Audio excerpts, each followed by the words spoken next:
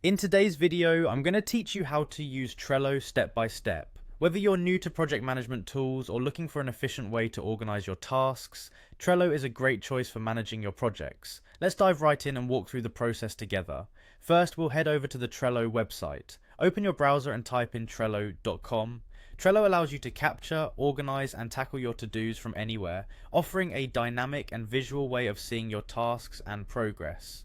Once you're on the homepage, you need to log in. Look for the login button, usually at the top right corner, and click on it. You may sign in using your existing details or create a free account if you don't have one yet. Now that you've logged in successfully, you're in what's called the Trello workspace. This is where all the magic happens. The workspace is your personal command center for all boards and projects. It's set up to manage everything from minute tasks to large projects, so take a moment to familiarize yourself with its layout.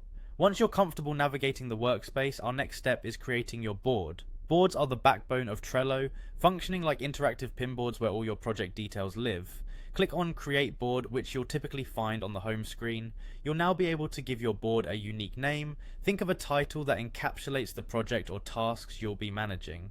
Once you've named your board, click Create. Your new board will open up, and here's where you can truly start organizing your tasks. You'll notice the option to Add List. Lists in Trello act as stages or categories for your tasks. For instance, you might have lists like To Do, In Progress, and Completed.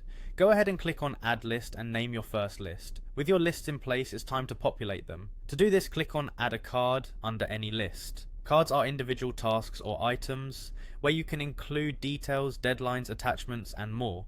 Click to add a card and enter a brief description of your task. Cards are movable and will visually progress across your lists as you work through each task.